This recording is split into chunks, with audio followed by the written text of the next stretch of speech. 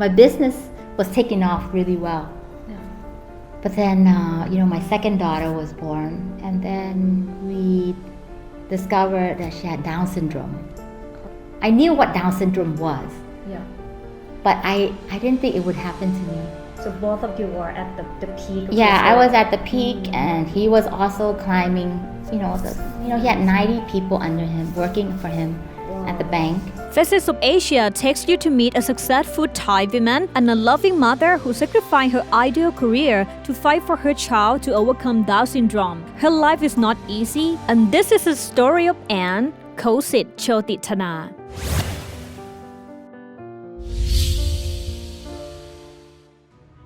Hello from Singapore, this is Tammy from Faces of Asia. Today we are here to meet a Thai woman who earned recognition from many Singaporeans. She is pretty famous in the fashion industry, and also she calls herself a serial entrepreneur because she runs 7 companies. And this is Ann. Hello. Sorry, today it's raining like crazy. Yeah, running like crazy outside. Whereas I think in Thailand, yes, we have a lot of brands and a lot of traffic coming in from tourists and everything else.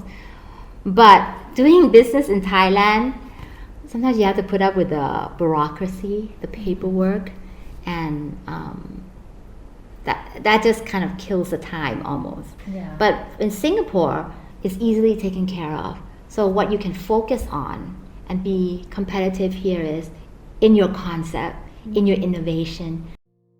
Ann was born in Bangkok. Her father owned a tourism company and her mother is a homemaker. When she was 9 years old, her family sent her to the United States to learn English. She studied at Cornell University, where she met her Singaporean husband and then relocated to Singapore to settle down permanently. So when I first came to Singapore, I worked for a company. I worked for a sports company, and I was doing marketing for them.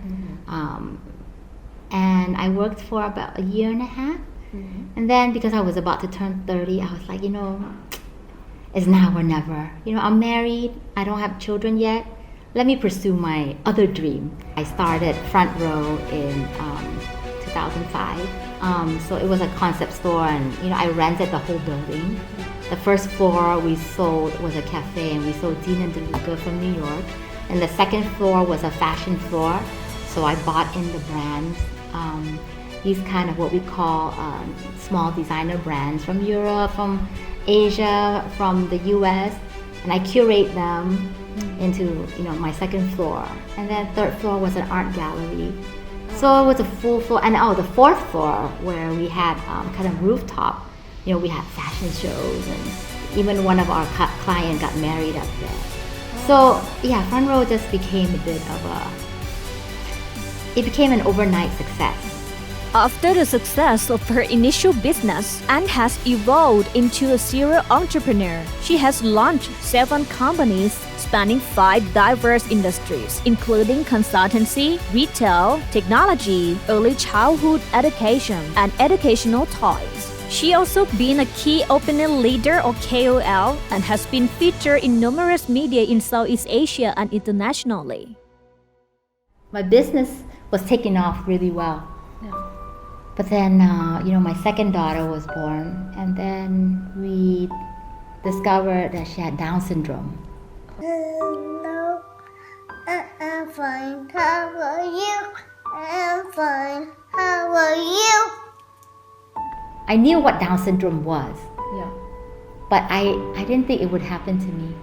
And so when it happened to me, I just felt like a brick hit me in the face, and I need to recover, and I need to find out as much as I can, what can I do so that my little girl can, have a normal life. Ann also found that Natalie's IQ was extremely low, and that broke the mother's heart. I took her to the US to see a specialist, to see an educational specialist. The US said, you know what, we have many cases like hers. Don't worry, we can treat her. And my husband, he just said, if there's an opportunity, if there's a chance that she might be well, let's do it. And at that time, my husband's a Singaporean. He was high up in his career already, in his banking career. So both of you were at the peak. Yeah, I was at the peak, and he was also climbing. He had 90 people under him, working for him at the bank.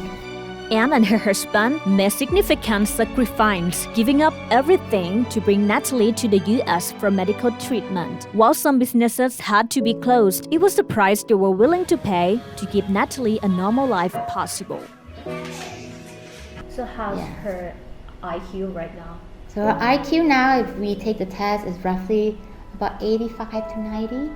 Wow, Yeah. that's impressive. It's very impressive, but I think Natalie is a case, and you can see that, don't let those old beliefs hold you back. For a child like Natalie, if you nurture her, if you give her the support that she needs, she can be well. I think for any child, should never label them. I believe that every child has the potential. It's what you feed them. It's what you nurture them. It's what you know how you grow and support them. That's how they get better.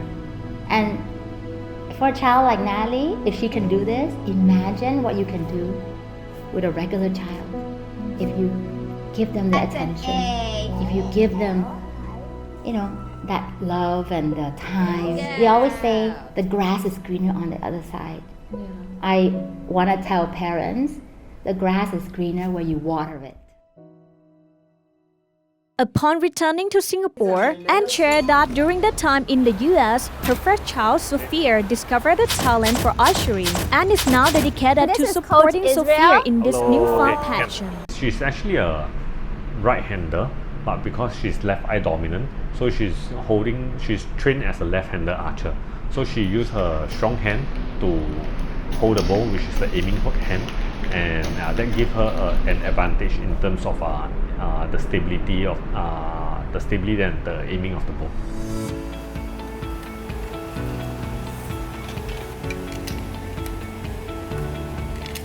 Surprisingly, my parents don't pressure me that much. They just expect me to do my best and put all of my effort into trying to make sure to reach my goal. But even if I fail, they're still proud of me. When we first came back from the US, we let Sophie research the school that she wants to go to in Singapore. And she was the one who wanted to go to HCIS.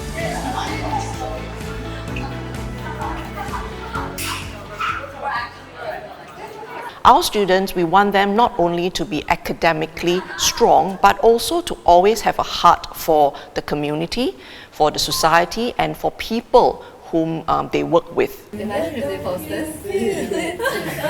I love you from the start. Ever since I've been a child, I've always been kind of given the lead roles. And now that I'm turning 48 soon, I feel pretty content with my life, and I want to play a supporting role going forward. Ann expressed her desire to play a supporting role in the next chapter of her life. Her focus is on supporting the dreams of her children, supporting charities, and cultivating the potential young business leaders. Ann is mentoring many startup companies, and she picked two of the startups for us to explore. Let's start with Worm Inc. They're an insect farm upcycling clean local food waste into animal feed. At the start, when we were less structured, we don't know what we were doing most of the time. We were just doing day-by-day operations, right? So she helped me to take a step back, look at the bigger picture, see how the year has been, and how we can better plan for the next year. So it gives us more structure to better plan ahead. Yeah. And also will introduce potential clients to us also. So we are heading to one of the startup companies that Ann is mentoring. Joyce is the founder of the startup that Ann is mentoring. She is an enthusiastic chemist who is passionate about perfumery and ends up starting her own perfume brand.